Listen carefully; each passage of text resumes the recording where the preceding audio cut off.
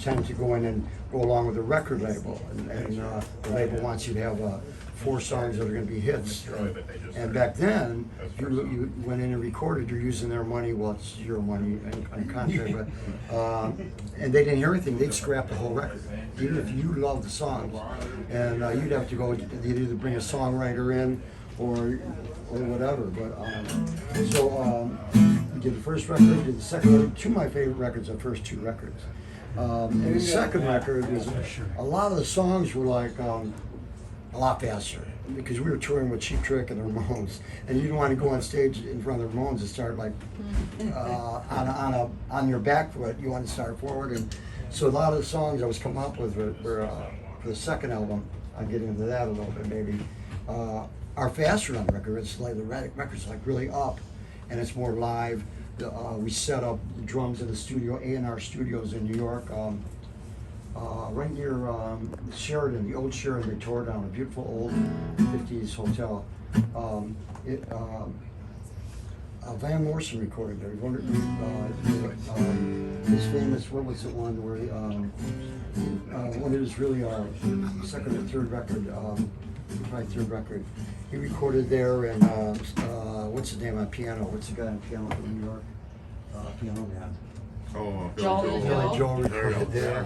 And just everybody's recorded. It was beautiful, cool little studio. We just set up live, you know, and I'd like to have it live. It's gotta be live. I don't, at the time, it didn't seem like I was being so persistent, but looking back, I was persistent about a lot of things.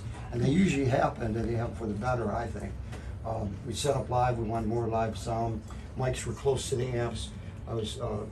He started setting up right on the amp, then 3 feet away, 6 feet away, and then 12 and 24, you know, way back. So you had a live, you could pick from whatever you wanted.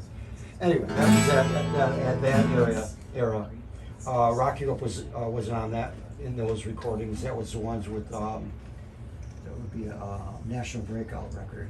But I'm going all over the place. But National Breakout. But some of the, I was getting it out to the fact that I was a smartass pretty much because I was stuck. I wanted, you know, I guess, you know, just a true Detroit kid style. I wanted a certain way and a certain attitude coming out, and make sure we didn't lose that. Listening to Five and Fred Smith, seeing him at Target when I was 17 at Target Field, and Wayne Kramer, man, is, you know, seeing Wayne Kramer do his best James Brown dance, and Rob Tyner with his tight white pants, singing into the air and all that. Those guys going down on their knees at the same time. Wanted to keep that, you know, that whole kind of thing, and somehow, in some way. So anyway, and then I got thrown out of the band because I was too much of an upstart, I think, and the managers were kind of worried because I was starting asking about royalties, which musicians don't do early enough because you're having such a good time. You're recording, you're touring, and you're just like, you know, you're enjoying what you're doing, and so things get by you, and like everything's okay, man. Let's play, have the party, and here's your $350 a week.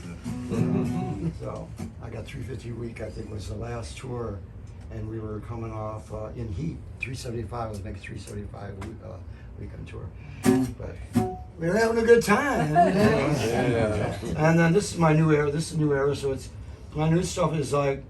It's kind of like goes back to the early days, the first 2 records, the first record, but it's got this like kind of like a garage. Well, you can decide yourself.